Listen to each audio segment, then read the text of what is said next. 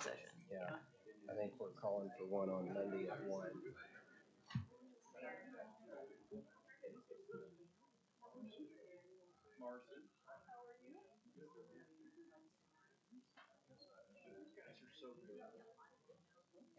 Okay, ready? We'll call the meeting to order. It was properly posted on April 19th. We'll start with the sheriff for roll call. Sheriff Tommy Johnson III, present. County Clerk David B. Hooten, President. Rick Warren, Oklahoma County Court Clerk, present. Carrie Bloomer, present. Brian Mon. Miles Davidson in for Kevin Calvi. Larry Stein, present. Jerry, I don't think your mic's on. But let the record reflect Jerry Stone is here. Okay. In fact, Jerry will lead us in the pledge.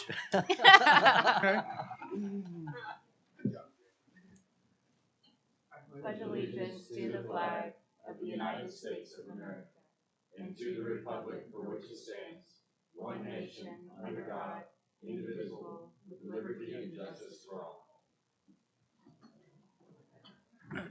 Okay, is there a motion to approve the minutes of both March 17th and March 25th? Motion. Second. All in favor say aye. Aye. Is there a motion to approve the consent docket? Should there not be any individual consideration? Motion. Second.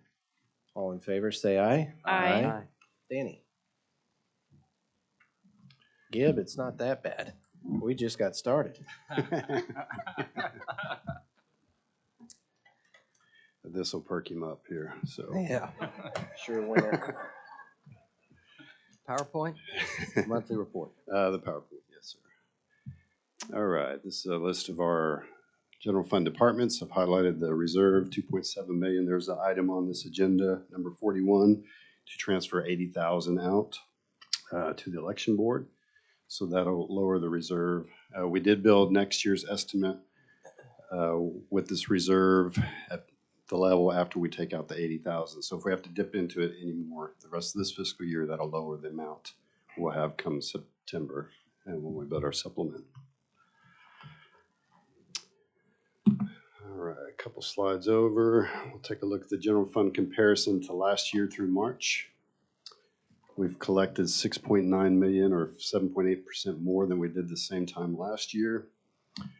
Biggest chunk of that is property tax. We're up 3.3 million, which is right about where we budgeted for this time of year, the increase. All total, we have a total cash balance of 32.7 million at the end of March. You'll see that cash balance start going down because our property taxes collections, the last part of it was March 31st, so we're going to see that revenue drop considerably, as it always does this time of year. Employee benefits fund, the next slide.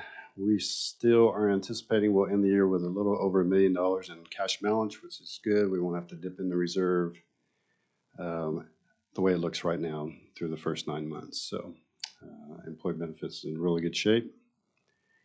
And then the very last slide is the list of capital projects. I did highlight the unallocated funds. We've got 69,705 unallocated. There's an item on the agenda here, number 47, to move 18,000 out of unallocated up to the annex restroom subflooring category. That's all I have. Is there any questions? If not, is there a motion to receive the report? Motion to receive. Second. All in favor say aye. Aye. Mr. Wilkerson.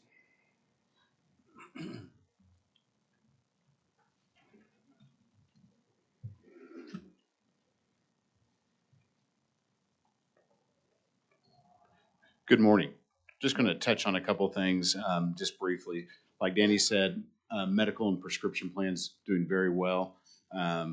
We're trending very well to have a good balance at the end of this fiscal year left. Overall, it's performing very excellent. That's all I have unless there are any questions. If not, is there a motion? Motion to receive. Second. All in favor say aye. Aye. Mr. Cody.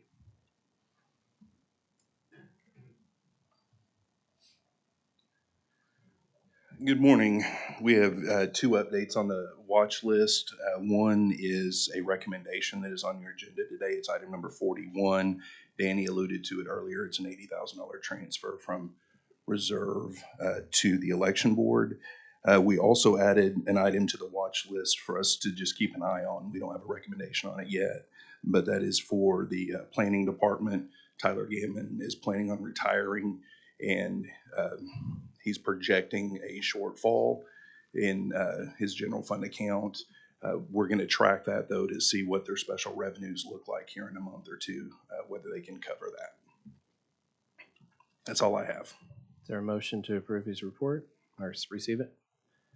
Motion. All in favor, say aye. Aye. Danny? All right. If you could pull up that PDF, please.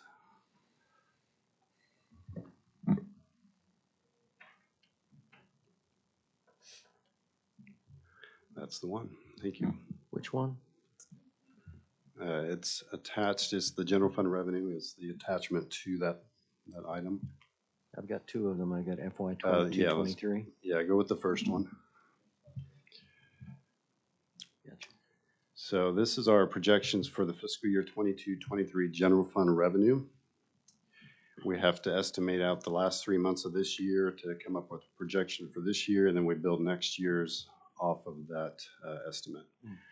The column highlighted in yellow is our estimate for next year. Of course, this will change in September once we close out the year and we have actual numbers to go off of. But as of right now, this is what our estimate is. The very first line, that's the biggest one, 79.3 million. That is our current property tax estimate for next year as provided by the county assessor's office. That's a 2.1% increase over our current property tax. And then we have miscellaneous, our prior year property taxes. We have intergovernmental revenues that total 11 million, charges for services total a little over 6 million, and some miscellaneous and interest. All total, we're projecting a revenue of 99,901,401. And then we also estimate a fund balance, ending fund balance of 11.79 million. Add those two together, we have a total budget to work with for next fiscal year, 111,697,440. That's a $279,000 increase over our current budget, about 0.3%. Yeah, we are we are conservative when we build our estimate this time of year, especially with the fund balance. We project about a 2% lapse.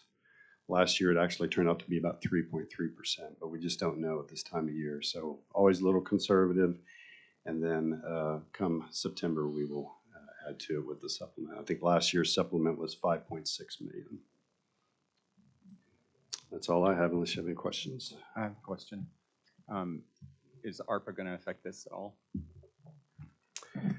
We did not include any ARPA funds in this projection. I know there's consideration for a $10 million, the flat $10 million coming out of ARPA funds. If it does end up going into general fund, we could work that into the September supplement. I just wanted to bring that out. Is that somewhat related to the intergovernmental increase? Or No, the ARPA funds are not included in that. The intergovernmental is actually decreased by 1.2 million. We had to adjust for the juvenile detention services. Last year, we had built 2 years worth just because we hadn't collected the prior years, and so far to date we've only collected last year's. Doesn't appear we're going to receive the rest this year's by the end of June, so we just added a 1 year's worth of collections in our budget for next year. Further questions? I just want to make note that 82% plus of the county budget is the result of the assessment and the tax collection process from the treasurer's office. I think that's important to note. We appreciate you. Thank you. I'll motion to receive. Second. All in favor, say aye. Aye. Aye. Mr. Wilkerson.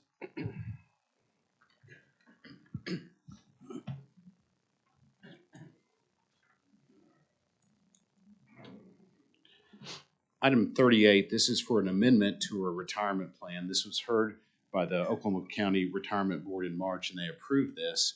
There's two changes to our retirement plan that are proposed on this. The first is to change the rule for when employees terminate employment and come back to employment.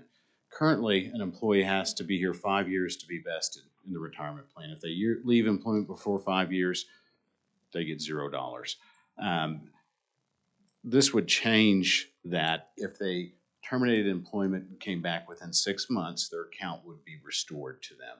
So we looked over the last 3 years, and there's about 15 employees that were in that situation. So it doesn't happen too often, but it does. So this would benefit an employee if they terminate employment and come back within 6 months, then their money is restored. The second change would change the rule of retirement. Currently, it's the rule of 75. That was changed back in 2005. Age plus years of service have to equal 75 for those hired after 2005. This proposed rule would change it back to the rule of 60, which would be age plus years of service would equal 60 for retirement with medical eligibility. And these were both previously the case before the plan was amended in 2005. This is just restoring those Correct. to And the previous. Correct. We look back when the old rule of 60 was in place, had about the same amount of employees. We averaged 31 retirees a year. Now we average 33. So it's only a slight change versus when we had the old rule. And I have a question about if the situation where if an employee leaves and comes back within 6 months. So you're saying that the money that was in their retirement account the day they left, that exact amount gets restored back the day they come back? Is that correct? It's correct. And then let's say I had 3 years, I left, came back 4 months later. Does it start back up at 3 years? Correct. Okay. And we did discuss that at great length, and that the money is frozen, and therefore we can't take it out and put it in our general fund, so For it 6 stays there months. until. For 6 months. 6 months, right. After 6 months, it comes. It goes back to Correct. us. So, yes. And we checked, this was a minor fiscal impact. There is something for the BT to consider, but it's not major. And it's a recruitment tool for our HR department to be able to go back, particularly I'm hoping with some of our high turnover divisions like Juvie and the jail trust, where they can go to their employees that have left and said, circumstances have changed, or have you considered your mind, or maybe the grass wasn't greener on the other side like you thought, would you be interested in coming back? And then they wouldn't be just taking a complete loss. They could come back and start up, but only right where they left off, not any advance from that. Also, not to interrupt, but the average age of the detention officers is 39. So. And the other thing it allows for is if there are extenuating circumstances with an employee that's not quite vested, that's a valued employee, it allows the employer to, grant a leave of absence for up to 6 months where they can come back and they can pick up where right now a break of service is a break of service. And so if they're FMLA qualified, there may be some allowances for that. But if the situation were not per se that qualifying, then the employer could make that decision, or the department head, and up to that amount without. And also there have been some opportunities where employees have transferred between departments, but depending on when another department picked the employee up, even if it were only a matter of short of 2 days, it has in some instances created a break of service as a break of service, and they lost everything. So that was and Karen is also here from Retirement Board, but it was discussed quite a bit. They did recommend it. And it's before you now. If there are any other questions, is there a motion? I'll motion to approve. Second. All in favor, say aye. Aye. And then item 39? Sure. I'm asking for your approval on this. This is a totally voluntary program. Many other counties across the nation are doing this. A lot of you may not ever been in this situation, but I get calls from employees a lot, especially those that aren't vested, haven't been here 5 years. My transmission went out. Do you have any assistance that we can get money or a loan? There's nothing available. So they have to go to a very high interest lender, paying up to 400% for their money. And that transmission that went out ends up costing, so $2,500 ends up costing $9,000. So this is really a benefit to employees. They have to be here a year. It's payroll deducted. And actually the interest descends. I have John Grogan here, and Pat McPherson to answer any questions you have on this program. Go and invite them up. Does the individual employee have to opt in? Yes, indeed. So employees can just take part in a very, very simple process. They go to accessloans.com. We have the data, work with the HR and benefits teams to have the census data, and so they hop in there. There is no FICO check, no hard credit check, no questions asked. And it's really just an emergency fund for those employees that they don't have anywhere else to go. If we could go down, maybe, there we go. You can see if they end up, it's for those employees who might walk into a payday loan store. As you can see here, the equivalent APR for payday loans in Oklahoma is 395%. Not the highest in the country, but still. Auto title loans are 120 to 150. No credit check online loans are somewhere in the region of 110 to 160. So it's very important that when somebody does, who might be financially, in a jam, that they're not taking these predatory loan options, that they can very quickly and easily. Excuse me, you Yeah. talk about the predator loans. What is your interest rate, Tom? Right here. So this is the entire program. So our interest rate, and this is so a lot of these terms are customizable. So we offer loans from 500 to 5,000, and the county can customize that. They say, well, let's kick off with maybe 3,000 and see how it goes. Let's canvass the employees and see how they like it. But the key point is, of course, there's no credit check and no questions asked. 4-minute easy application on Access Loans website. No cost liability to the county during or ongoing. We assume all of that. And if somebody does leave employment, we will follow up with them. We don't harass them. We've never litigated against a borrower. We never will. It will treat them in the same high regard that they were in when we're with the city as well. To the interest rate, it's 23.99%, so a little cheaper than a credit card. Cash advance on an Amex Platinum card is 26.5%. This is for people who maybe they don't have credit cards. They're one of the 25% of people who can't qualify for credit cards, or they have to have a cash secured credit card.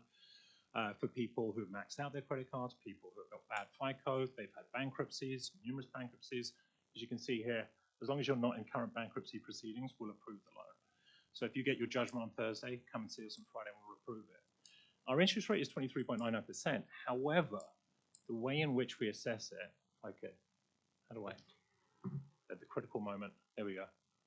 Can you step closer to the mic just a little bit? Yes, of course. Hopefully that's better.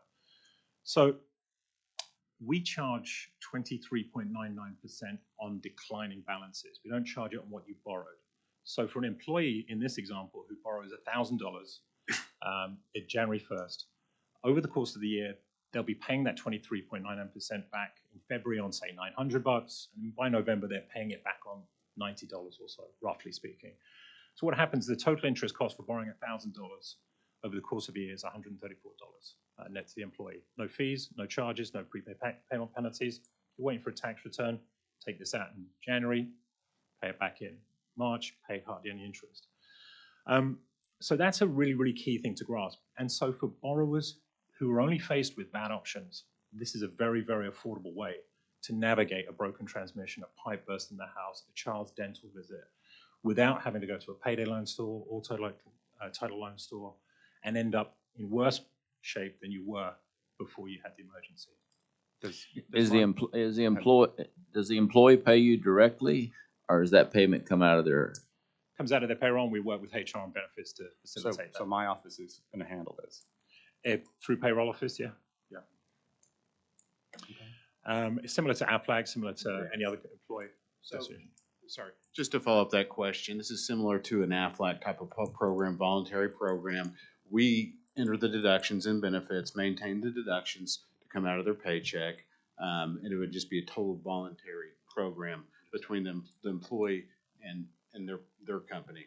It's voluntary except for the fact that the county's guaranteeing the payment through the salary, which we don't do for payday loans, we don't do for credit cards. It would just be a deduction, just like an AFLAC deduction or a personal deduction, like we do all the other voluntary programs we have. It go along those same similar lines. The counties, there's no. It's just an agreement between the employee and this company, not the county. Correct. John, so similarly, the way that we're set up currently, our employees take loans out of their 401k, for lack of better terms. The only way that they could do that is once they become vested after that 5 years. It's still through a deduction on their paycheck, which is gonna be similar to this program. This is a stopgap, the way I understand it, between year 1 and year 5. Correct, because right now an employee has to be here 5 full years to borrow from the retirement plan. This program starts after year 1, so it's, if an employee is at least here for a year, then they have access to this program after a year, which they don't have access for a loan from the retirement plan until 5 years. And one of the, when we looked a while back at the usage rates of people that have taken those payday loan or those loans out of their retirement plans, it seems like the sheriff's office and the jail were probably the largest users of those. With that turnover rate that we're discussing there, that 1 to 5 years, being able to keep them here for that 1 to 5 years, we might actually be able to push them and keep them longer if we were able to do something similar to this. But to your point, yeah, what happens when? What's the interest they rate break when it? we loan them money? They pay themselves back. So after 5 years, they're borrowing their own money. Exactly. They're paying themselves back after it's 3.5%. Right. But those employees before 5 years have no access to those funds. So a lot of them, and I get calls from them all the time, in dire situations, and there's nothing available. So they're going to go get a predatory loan and pay 400 times more.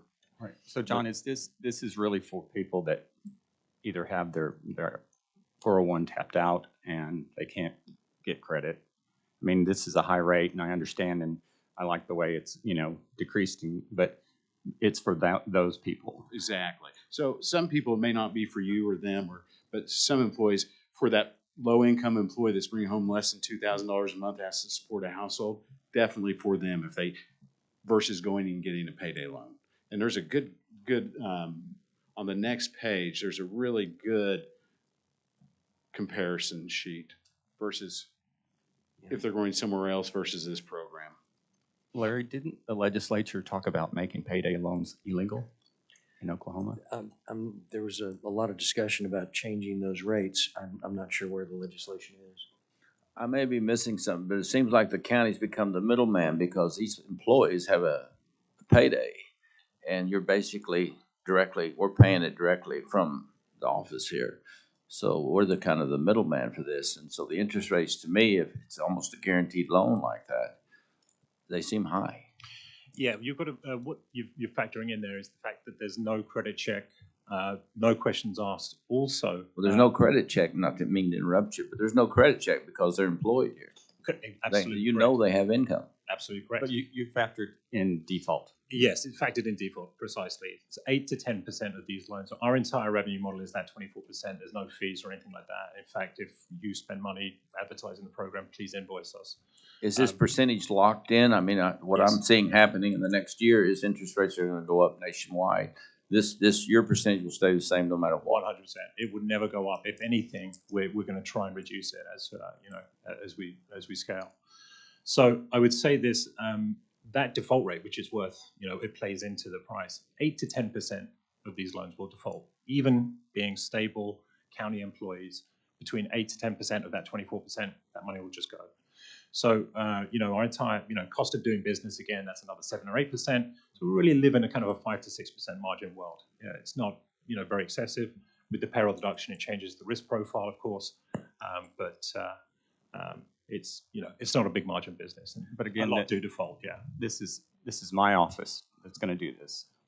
But y'all didn't come talk to me prior to this. We've been working with John Wilkerson. Yeah, okay.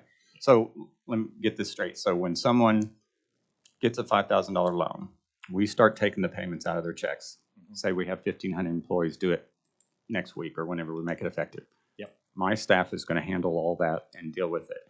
Actually, we handle all the deductions countywide. So our staff enters the deductions from people's paychecks, stops them, starts them, does all that changes. Payroll obviously runs an automated payroll process where those deductions are automatically pulled. The vendors receive their checks. So it's just like adding another voluntary program like Aflac or anything else. I understand how it works. I haven't finished my statement. Sure. So when the person defaults, the 8 to 10% they default, what happens nowadays is they go garnish their wages. And Yes. Are you doing the same thing? Absolutely not. No, we reach out to them and we see if we can set up a payment plan.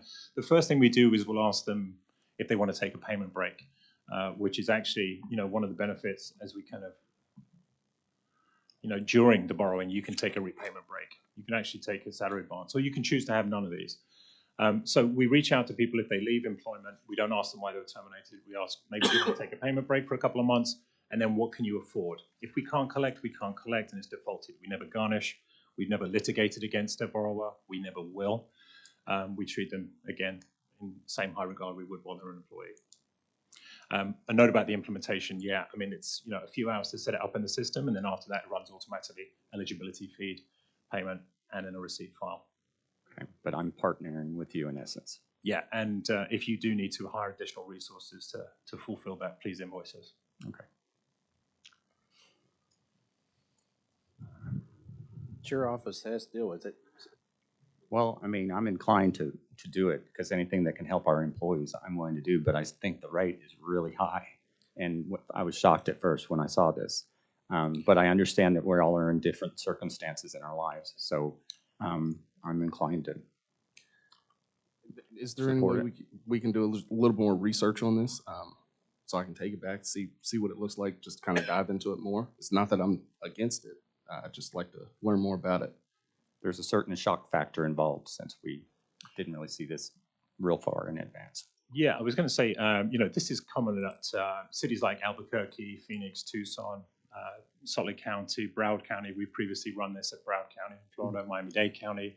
The messaging is very clear with this. It's like, if you can get a loan at a cheap price, please do. If you have nowhere else to go, this is an option for you. And we're also happy to put any kind of guidance before that loan is taken out, perhaps a link to the local credit union that you do business with. So before someone takes out a loan, there's a link and says, hey, before you take out this loan, see what your options are over with the credit union. And if those options are bad, or they have a bad reputation in the credit union, they've got bankruptcy, they can't make it through, they don't want to pay their wages in, they can't wait the 90 days to be in good standing, we can help them out and get them there. We're also happy to kind of add content around, we have financial wellness modules about credit education, credit monitoring. How much profit did your company make last year? So we're owned by Saffron National Bank of New York. So I don't have but it's online and public, and I can share it with the board members afterwards. Sheriff, did you have a motion? No, I'd honestly like to learn more about it and kind of dig into it further. Well, so are you motioning to defer this for a month, or what is your request? Yes, I would like that. Can we defer it till, I guess, when this board just has some time? Punch your button. So you're motioning to defer till the next budget board meeting? Yes, sir. Is there a second? Help. No seconds? I'll second. Is there any discussion? All in favor, say aye. Aye. Any opposed? No. Okay. We'll be back with you next month. Sounds good. Thank you, everyone. Thank you. Yes, ma'am. Okay, item 40. LaDonna. Oh, LaDonna. Okay. This is just for the free fare. Is there a motion to approve this for the free Motion. fare? All in favor, say aye. Aye. Cody discussed these things, but I care to have any questions for Cody on this item? Anybody? I'll make a What motion. is, hold on 1 second. Can I catch up? Oh, no, I'll second. All right, all in favor, say aye. Aye. This is the 90% rule to cover salaries for juvie, not to exceed 80,000. Is there a motion? Motion. Second. All in favor, say aye. Aye. For capital operations, $22,750 for juvenile. Motion. Second. All in favor, say aye. Aye. And then capital operations in another account for juvenile, $42,250. Motion. Second, this is for the generator, right? Is this for the generator Right. part? Yes. Okay. All in favor, say aye. Aye. And then 45 is from operations to capital for social services. This is for your mobile unit to go around for laundry, right? And Christy, I understand that you're partnering with an organization that's providing mobile showers to folks experiencing homelessness, and this is mobile laundry services. Is that correct? This will allow us to, it's basically an outreach to allow us to go out to where the people are and help with food and clothing and laundry, but connecting with multiple other agencies providing services that include showers, uh, connection to mental health services, and employment placement, just multiple different agencies that come together to work holistically with the people. But it's a way of, rather than everyone having to figure out how to get to us, that we're going out to where they are and working with them. So do you actually go out and do their laundry for them? We will be, yes, and we'll have food and clothing, and while they're accessing different services, then they can be having their laundry done. That's a major issue, needless to say, with the population who are homeless. And so what you tend to have is a lot of, when the clothes become dirty or unwearable, they're just throw them away or walk away. And so you have a lot of mess created with that. This helps control that somewhat by enabling them to continue with the same clothing they have instead of just throwing away and having constant trash and mess. How many employees would it take to operate this vehicle? 2.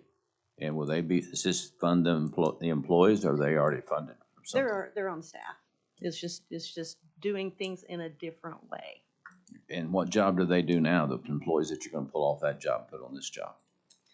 They work with the farm. They work really across multiple programs, pharmacy and food and maintenance. They're Who will take their place in the pharmacy, the food, and the maintenance while they're driving the truck around all day? This won't be a 5-day a week. So one of the things that we've always stressed in our organization is for positions to be covered 3 people deep, to the extent possible, so that it gives us the flexibility when somebody needs to step over into this role, that another person can step in and then management can cover here. We try to be really tight with our staffing, but we're not asking to add new people to do this. We're just reorganizing how we operate. So does that mean we have excess staff? No, sir. Again, this is just changing how we operate. We're for one thing, we're relocating. I think everyone's aware of this. We're relocating our department from the 23rd Street facility to the juvenile facility. And we're going into a much smaller space. And it's a good space. We're excited about it. It's very tight for us. So we're just having to look at how to do a lot of things differently in terms of service delivery. So no, we don't have extra staff. It's just taking a look at all of everything that we do and reorganizing what staff does this at any given time. Thank you. I initially thought about, why don't we buy them washers and dryers? But then when you said homeless, I understand what you're talking about. So. Have we ever asked the DA if we could actually do this? Is there any discussion with the DA if we could do this? Because I know in social services, in the past, they've limited us to what we can and can't do. This one seems to be certainly outside our normal scope. So if we ask them their opinion on whether or not statutorily, constitutionally, we can do this? We've discussed food and clothing, and laundry goes along with the clothing. But no, I have not specifically asked that question. But it goes with being able to work with the clothing aspect of it. And essentially, it says in here, mobile services unit. This unit essentially allows you and your staff to go out and provide the services that we already provide. You now have a vehicle to go out and do it out in the community rather than expecting people to come to us.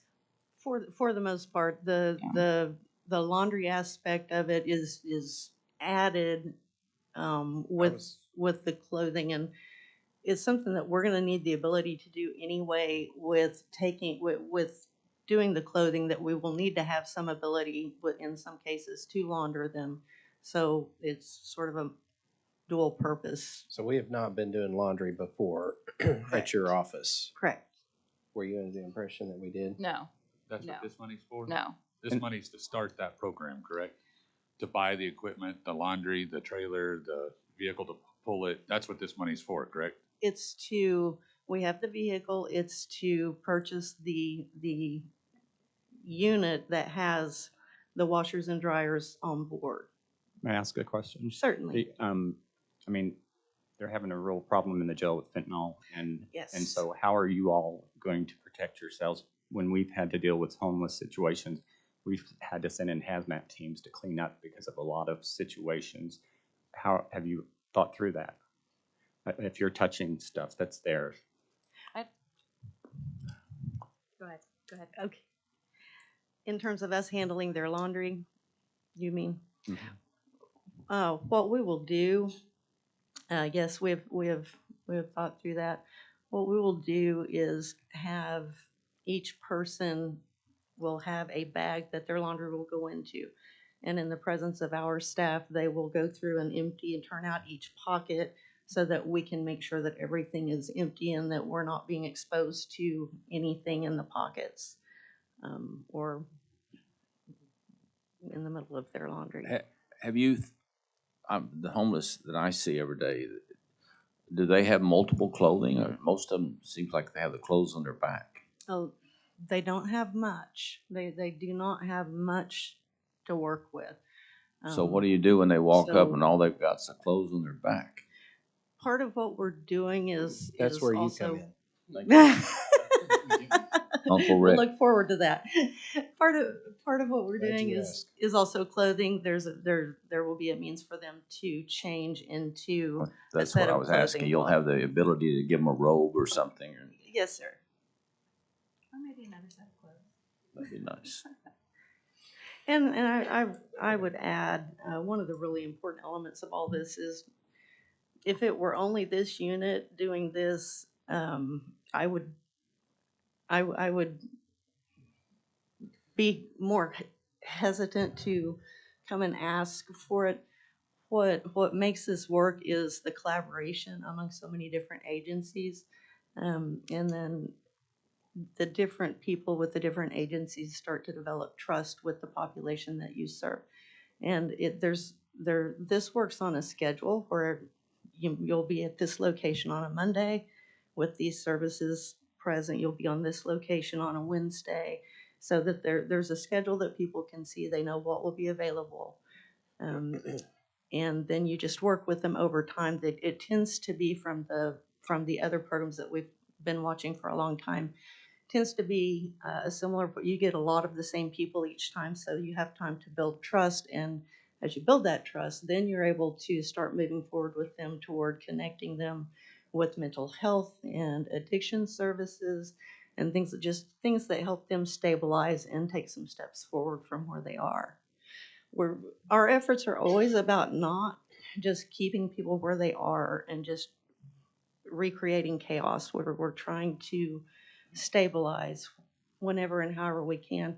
This is an effective and a cost-effective way for us to do that without trying to have locations all through the county. It's a way for us to get out to where the people are. My questions are not to deter you. I think you're doing a very positive thing, and the homeless belong to each and every one of us, and we have to try to help them. So I don't want you to think my questions are any way to deter you from what you're doing. Thank you. I appreciate what you're doing. Thank you. Thank you. Likewise, I think it's a good thing. I think similarly to the way that California's done it, Seattle's done it, so on and so forth. It belongs in the nonprofit world.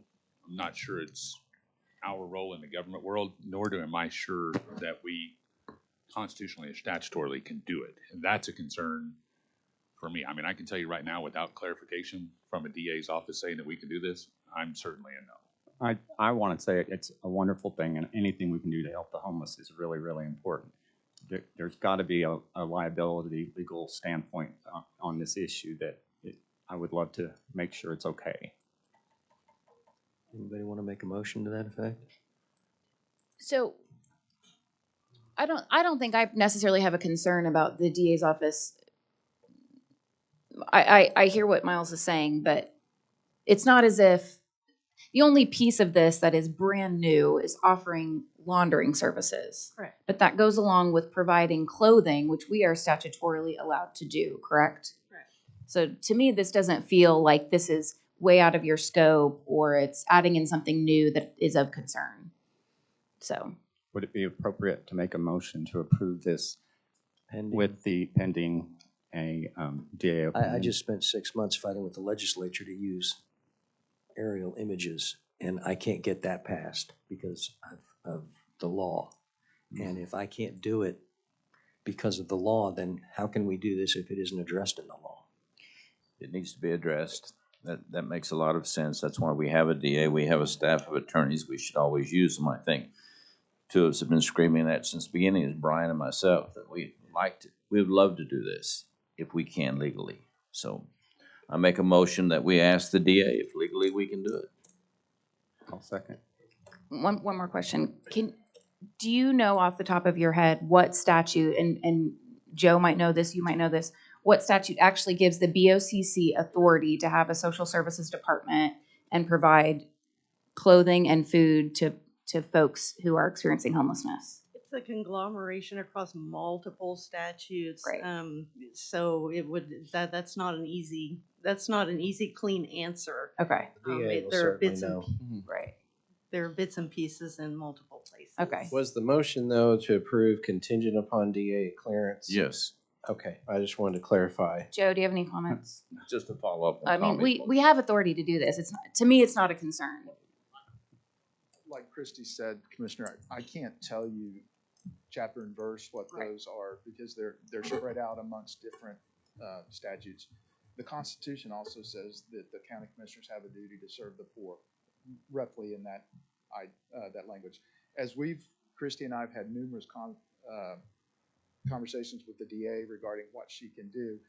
A lot of it has hinged on social services actually performing those functions themselves. For instance, previously you recall we used to do grants with food banks to help buy food or provide food. We had to eliminate that.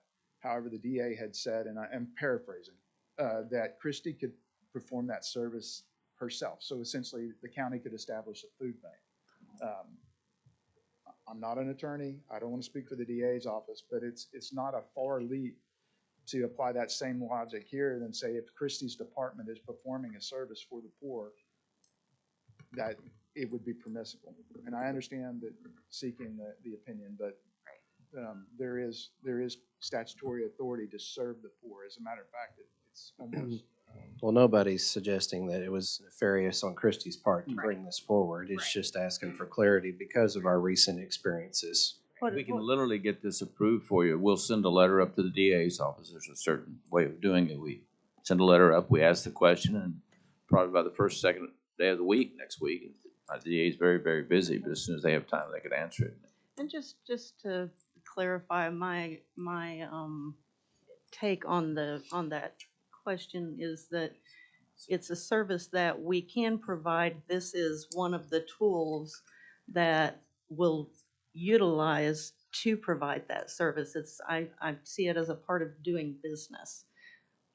So I just wanted to give you that clarity as far as how I was looking at it. I just saw it as a part of us doing that business and providing the service. Of course, you thought that we were doing that 20 years of handing out those support grants too, which I did also.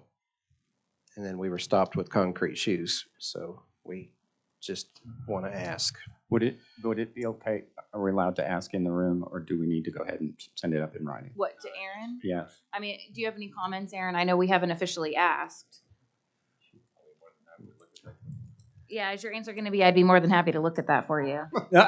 I just don't want to ask you on the fly, and we might be making too much of nothing. It's not my first rodeo. Unfortunately, Ms. Crawford has been the one who's been working with social services probably for the better part of a year, maybe even longer than that. She probably could answer it on the fly, unfortunately, because I wasn't really directly involved in that, I can't, and I apologize. I'd love to be able to answer that question for you. Could you answer this? Do you advise us to get the answer before we move forward? Well, that would always be my advice, yes. Thank you. And that's what we did. So So we have a motion. Sorry. we have a motion and a And a second. second. All right, all in favor, say aye. Aye. So does this approve it pending the DA approval? Is that my? Yes, so that's it right. could be as early as Monday or Tuesday. As soon Thank as we you, can answer it. appreciate it. Thank you. Okay. And I think I heard Joe volunteer that he would send up the request. Yes. No, I mean, seriously, did you? Yeah, we'll do Yeah. it. Yeah. I thought I heard him say that, not trying to put something on him so that they don't get 5 requests. Okay, item 46, Crutcho. Is there, you want to talk about this, District 1? Or Stacy? Stacy, thank you. Stacy Gibb is getting bored, so be careful how long you take. All right, if you remember the 2008 bond issue, we had a drainage thing on there. District 3 had Deer Creek and District 1 had Crutcho. They split the monies up, and we've had several years of program. It's been very successful in both districts, and they've borrowed money from each other back and forth. So this is just putting the accuracy to the penny, what's District 3's and what's District 1's. And I know District 1's down to about $500,000 left and looking at a new project, and I don't remember how much District 3 has with this transfer, but at least the money will be in the right spots or in the right funds. Motion to approve. Second. All in favor, say aye. Aye. You want to talk about the subflooring? Yes, we did the same thing on the other end. You've got to level out the floor before you put the new one on. So this is an item to, Motion to approve quickly. Second. Quickly, yeah, Second. we need bathrooms. bad. Second to approve All right, quickly. all in favor, say aye. Aye. This is to replace Mike Sullivan with Rick Buchanan on the BET as an alternate. Motion. Second. All in favor, say aye. Aye. This is a companion item with what the commissioners entertained this last meeting. It is to keep us in compliance with the state auditor, who's asking that everybody in their individual elected offices give your continuity plan to the Emergency Management Director, David Barnes. This is to keep us from having an audible finding. So Motion. all those in favor say aye. Aye. And actually, this was credited to me, but I believe it was a requested item of the sheriff, item 50. Yes, obviously the ARPA monies, and we're trying to, strap our belts tight to see if we can create ways and unique opportunities to keep money in our general fund budget. Obviously, everyone knows the mission. So I guess the goal is to look across the team and say if we can look for acceptable expenditures within our budgets to explore that, to create an opening in general fund. This is for the supplanting the federal term. Quick, Yes. I have a question real quick. Uh-huh. I'm just speaking from my office. I don't know about any other offices, but the COVID money made us whole. Explain to me what we're doing. Well, with the commissioners, we took an item like this to ask each of our department heads to review their budget to see what funds can be legitimately used for ARPA to do the federal term as supplanting to trade out for the budgets. There was a conference call that Accenture assisted with them, but the BOCC doesn't have any suggestion over your offices, of course. And so the sheriff had talked with me about having a companion item on this agenda to also see if the budget board would be willing to collectively work amongst your offices respectfully to see similarly what could be rounded up working with Accenture. And is this on top of the initial 10 million? Yeah, this is to see what we can It's the use 10 from million. ARPA. Oh, no, this is on This top is of on the 10 top million. of the 10 million. The 10 million was a one-time loss that was Right. allowable by ARPA. That's assuming that we have losses in our revenues. So we could actually do the calculation, or we could take the one-time loss. The BOCC voted to take the one-time 10 million. For instance, I think it affects everybody because of the raises. I think that was determined right off the top that would be a legitimate one for the supplanting, and it can be retroactive for not only the fiscal year, but a calendar year, and then 3 years going forward. So Another good example would be like my office. We were running a jury with 2 people, we've gone to over 35 people to run that same jury. So that cost is definitely covered. Yeah, so And we didn't get reimbursed for that. So. yours would be directly in what it talks about ramping back up to be able to meet that new need. So that's in there. Those are the types of things to look at. It's going to be personnel related, but we have the consultants. If anybody needs information to get to the consultants, we're more than happy to provide that so you guys can review that budget with them. But I think the way I take it, Sheriff, is what you're really wanting everybody to do is kind of review their budget Yes, with the consultants. Motion to approve. Second. Any further discussion or questions? All in favor, say aye. Aye. Any citizens who wish to speak before the budget board? Yep, now's your shot. Okay, No. stay there. Comments from the assessor? Yes, and we're concerned, we don't have a fleet of cars, we have a stipend we pay per diem for mileage, and I've talked to the auditor and inspector. There's a possibility that the federal treasury may come up with a new rate for mileage because of the increase in prices. And we're also looking at other options of being able to help provide a continuation of that cost to offset for our employees. Also, we sent out 280,000 notices of valuation increase. In case you didn't know, that the real estate market in Oklahoma County is hot. And out of that, we had approximately 0.5% of those people who received notices of valuation come down and appeal that value. So we're very proud of the staff and excited about what's going to be happening this next year. Treasurer? No comments. District 3? If you haven't noticed, that kid that keeps falling asleep in the front row there is my son, Gibson. So please give him a hard time for falling asleep. District 1? I can't think of anything. Court clerk? I'd just like to thank Larry for sending me all those letters. They're love letters, Rick. I appreciate it. It's nice to meet you, young man. Well, it's interesting you talk about that 1.5% because those hearings are held on my floor and my staff has to be in them. And so we appreciate that there's not 50%. So does the Board of Equalization. Right. So that's all. Sheriff? I'd like to thank, congratulate, and celebrate my friend, my brother, my companion in this, Under Sheriff Jim Anderson. He celebrated 29 years at this wonderful agency, and I really appreciate it. Obviously, our remembrance for the April 19th this week, and think of those that were impacted by that. The marathon coming up this weekend, and I appreciate the county's participation in that. It's a small way of us being a partner by the parking garage. The Memorial Board thanks us. I wanted to pass along their gratitude.